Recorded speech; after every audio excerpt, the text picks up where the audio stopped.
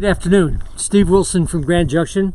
Last week I was up here talking about my fence, my lifeline, and things of that nature, and the road that people were on. I wanted to come up and discuss why we got into this position and how we can get out of it.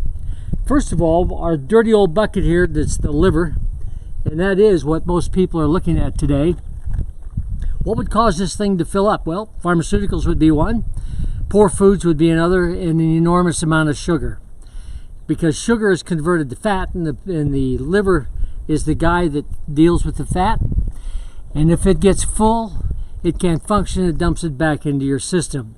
So we need to look at what kind of thing we could put into play here, other than pharmaceuticals, to let this liver go.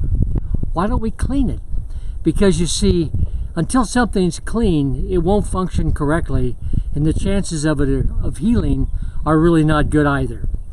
So if we converted this to organic foods, a little bit of protein, a little bit of carbohydrate, and a whole lot of fat, this would get cleaned up, and the next thing you know, your energy would go up, hormones would go up, you'd lose some weight, all kinds of neat things would take place right here.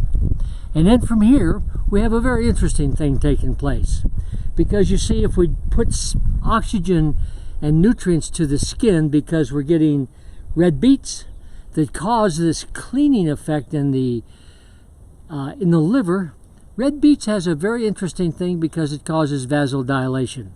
When you have vasodilation, you have all of this increase in oxygen, upwards to 60% increase of oxygen delivery to the cell. Imagine what that would do to your ability to perform in terms of athletics, in terms of thinking. And let's take it to the skin level. If we deliver oxygen to the skin, where there's oxygen, there is life. Think about that. Those people that are putting on bucket loads of cosmetics, doing all kinds of surgery, maybe if they began to heal from the inside, things would look much better for them. And just a short way down this road, we begin to clean the arteries, because there are elements in the oils and the fats that begin to clean this whole artery system and your digestive tract, simply because we as a company feel that the most important thing to do first is clean the mess up, meaning here, and then feed nutrients to it to where you get that flexibility. On the other hand, think about the junk that you're putting in tissue binds you up. If you have a diet rich in protein and carbohydrate, you create a little thing called amyloid beta plaque. And that's stored someplace, and it's in the tissue and in the nervous system, slowing the cognitive skills down, slowing your reaction down. So if you thought about that for a minute, your brittleness might come from the fact that you got all this plaque. So a diet rich in protein and carbohydrate, which is being pushed by our current system, actually is probably not the best thing for you to do if you're looking for energy. And again, without energy, there is no healing. So what we have produced is a product that cleans the liver, cleans the blood, adds the needed things in your body to increase adiponectin and ghrelin to where you're not starving to death. And then it begins to clean this. Well, if we thought about that for just a moment, that system is called autophagy.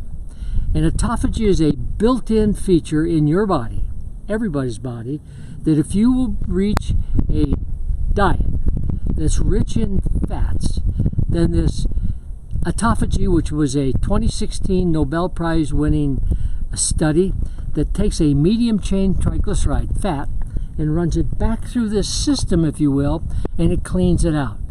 What an amazing story that we are so blessed with a complex program that says if you will eat this way, then I'll clean you this way.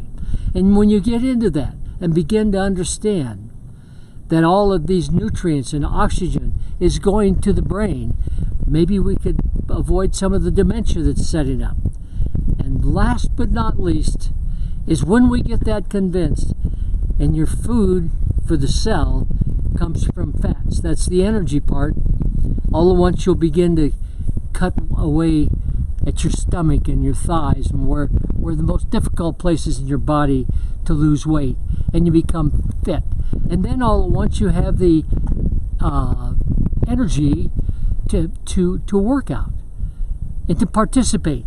And if you thought about that just a little bit, how much better could you perform with your job if you weren't fatigued, if you weren't running to the stimulant jug of caffeine and sugar and things of that nature every 30 minutes, but rather you had energy that would take you through the day, correct your lunch, correct your dinner, you sleep better. There is nothing negative about this whole program.